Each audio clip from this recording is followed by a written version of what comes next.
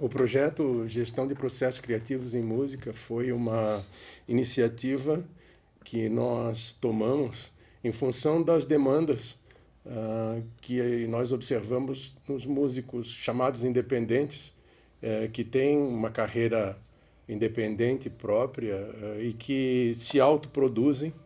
Então nós percebemos a lacuna que havia e a necessidade que havia desses músicos de o maior conhecimento para poder produzir as suas músicas, para poder divulgar suas músicas, né, com maior qualidade. E nesse esforço de observação, nós pensamos então em montar esse curso com 4 áreas temáticas, basicamente, né?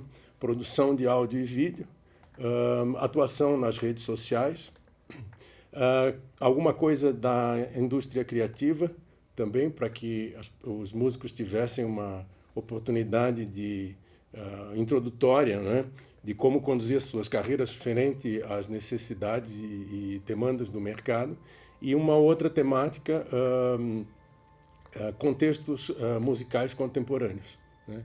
E com isso, com essa observação dessa necessidade dos músicos, nós implementamos o curso, que teve no total 190 horas aula, ou seja, 4 meses, uma vez por semana, nós nos reunimos via remota, né, com participantes de várias cidades do Rio Grande do Sul. No total foram 10 vagas ofertadas e ficamos muito contentes com a receptividade do curso e com os produtos finais, que era, digamos assim, uma demanda do curso para que os músicos, ao final do curso, produzissem o seu próprio vídeo, né, e pudessem sair, então, instrumentalizados com esses conhecimentos que a universidade pôde ofertar. E muito interessante também dizer que cada músico tem um mundo musical diferente, e cada músico nos traz também um conhecimento, uma experiência musical sempre muito criativa e muito espontânea,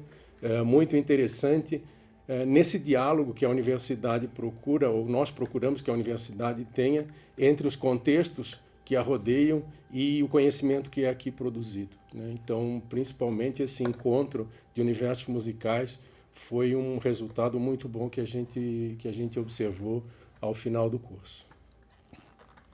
Eu lembro de quando começou essa discussão durante os diálogos musicais que o Felipe Álvares propôs. Isso foi durante a pandemia, acho que foi 2020, 2021.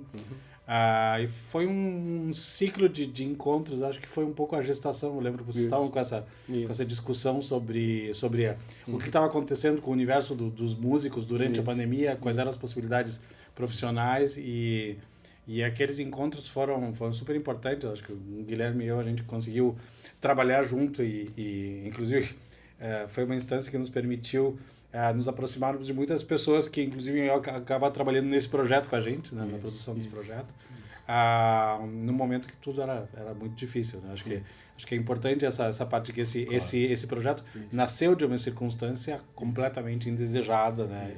Extraordinária. Extraordinário, sim. Eu acho que a crise que atingiu o profissional de música nesses anos de pandemia foi impensável, né? Se a gente imaginasse, nem a pior visão da coisa teria dito que isso ia acontecer, né? Eu acho que a própria pandemia, assim, o início dela, assim, preparou a gente para ter, sei lá, talvez uma didática já meio pronta para lidar com os tópicos de produção musical e como passar isso de forma remota, né? Que talvez fosse impensável alguns meses antes a gente dar conta disso, a gente né? fala sempre sobre essa questão de que a pedagogia do áudio a que a gente usa agora não é mais a do século XV. Óbvio, uma brincadeira, não tinha áudio no século XV, não, áudio gravado digitalmente.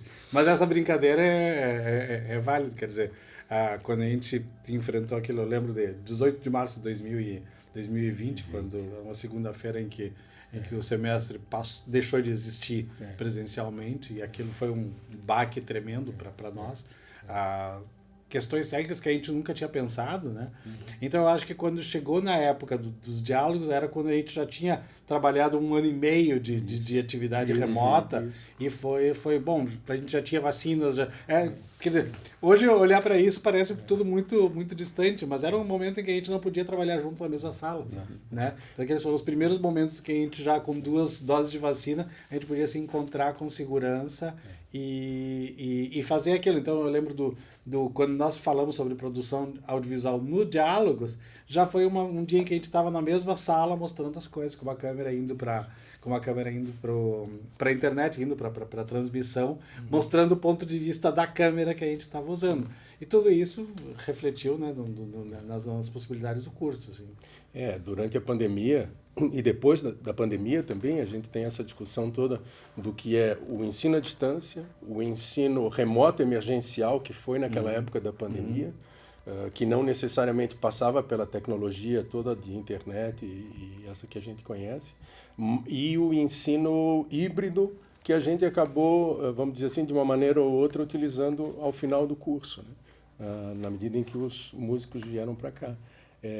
E é interessante também, porque a pandemia foi um marco de as pessoas já virem de uma forma ou de outra um pouco mais ou um pouco menos instrumentalizados, ou já tiveram um contato com essas tecnologias todas que a internet possibilita, né?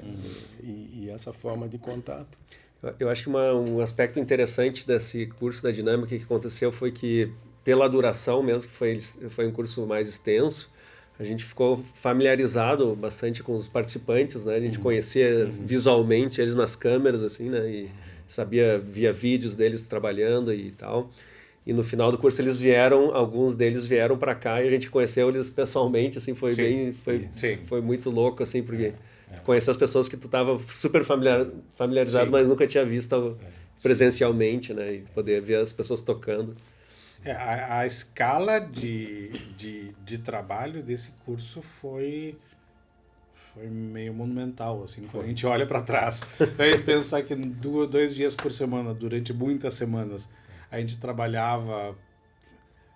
A gente deixava de trabalhar porque tu nos interrompia. Dizia, Tadeu, alguém terminar. Foram no total 28 encontros, né? O que é uma carga que dá, vamos dizer assim, 3 vezes, no mínimo 3 vezes uma disciplina normal de 60 horas, uma disciplina de licenciatura, de curso superior, né? Que é prevista para um semestre letivo, né? E realmente houve, digamos assim, um saldo muito positivo das pessoas que continuaram e ficaram até o final, né? E das pessoas que, vamos dizer assim, se interessaram, puderam utilizar esse conhecimento que a gente, de uma maneira ou outra, tentou, né, compartilhar. E melhor do que isso, eu acho que houve muita interação do conhecimento que esses participantes já traziam. Sim, né? sim. Porque houve exemplos ali de gente que já intuitivamente utilizava ou autodidaticamente, né, aprenderam por si. E como tu falaste, durante a pandemia as pessoas, como ficavam em casa e não tinham outra alternativa, meio que obrigatoriamente viam-se, né, obrigadas a aprender com o que tinham ali, ir buscar e, enfim, fazer toda essa dinâmica via remota, né, via internet.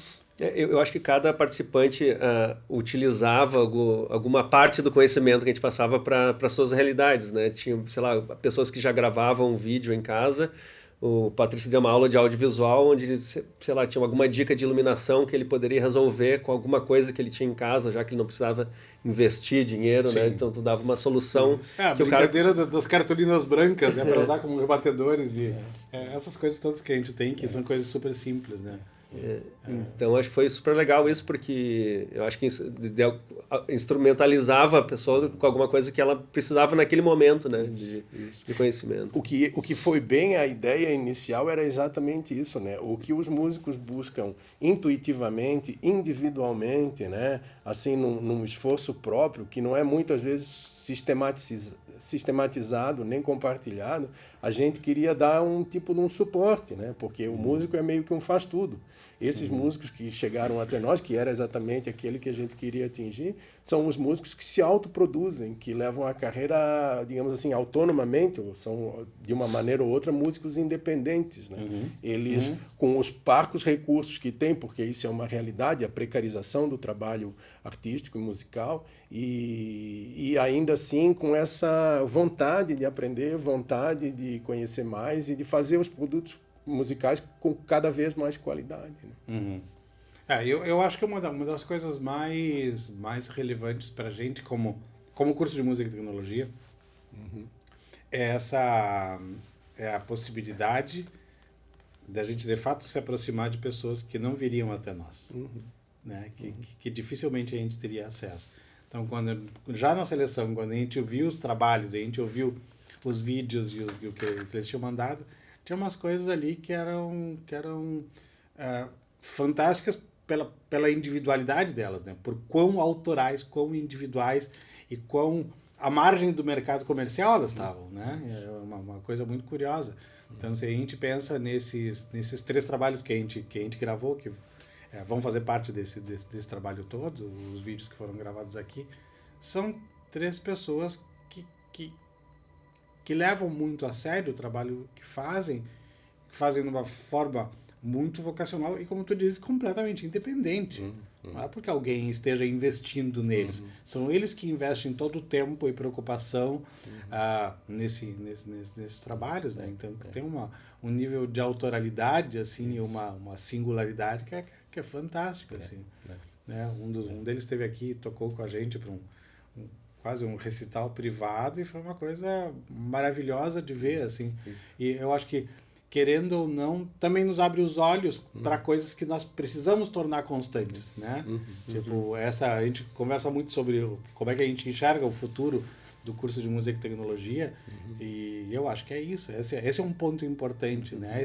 Esse ponto de abrir a possibilidade de fazer uma produção de áudio, uma produção fonográfica, e melhor ainda se a gente conseguir fazer audiovisual, como fizemos dessa vez, com essas pessoas, né? Porque esse é o material que a gente oferece também para os nossos alunos, né? A contrapartida disso é maravilhosa. Tu viste o dia que a gente estava... 2 das gravações foram feitas aqui no estúdio da universidade, essa sala onde a gente está. Uma delas foi feita num outro lugar, na minha casa, e o dia que o Luiz estava lá, acho que a gente estava com 10 pessoas, uma coisa assim. E os alunos fazendo de tudo, quer dizer, fazendo de segunda câmera, conectando microfones, resolvendo coisas.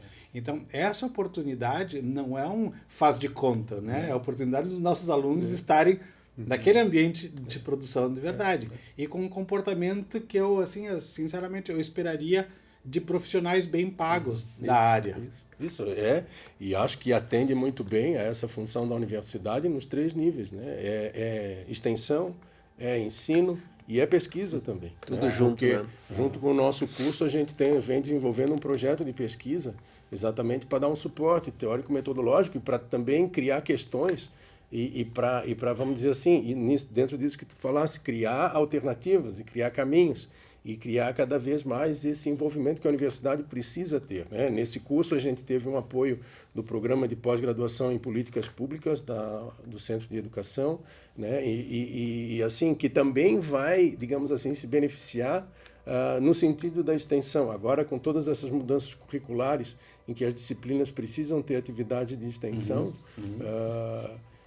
isso vamos dizer assim, é um achado ou é uma porta que se abre nesse sentido, de colocar primeiro essa ligação ou essa interação entre a universidade e a comunidade, depois em fazer com que os alunos venham para o curso além das aulas, né? Simplesmente vir para a aula e voltar, não, envolver-se com a atividade, com as atividades acadêmicas e por aí, nesse sentido, me parece muito, muito apropriado e foi, na minha opinião, um sucesso muito grande que a gente obteve no sentido de também elaborar intelectualmente os próximos, né? As próximas alternativas que a gente tem, como a gente vem criando daqui para frente, também porque a universidade precisa, vamos dizer assim, a gente em diferentes centros, né? Durante o curso a gente teve participação do Centro de Educação, do Centro de Artes e Letras, com o curso de Música e Tecnologia. Tivemos também professores do curso de Comunicação, e a gente vê que tudo isso forma uma malha, né, de conhecimentos e de relações que a gente precisa fortalecer, manter e fortalecer, na minha opinião, né? E acho que deu um sentido assim de uma missão assim do nosso curso de fazer isso aí, de trazer esses artistas que estão aí pelo nosso estado aí, que tem uma carreira completamente autônoma, né? A gente trazer esse diálogo, eles mesmos se conheceram entre eles mesmos, né? Então a gente vê eles no Instagram curtindo a postagem um do outro, então acaba criando uma rede super positiva assim de trazer esses artistas para o público, né? E fazer recitais aqui em Santa Maria quando eles vierem, e a gente ir para lá também e fazer alguma coisa. Então acaba criando uma rede muito interessante de possibilidade de divulgação cultural desses artistas.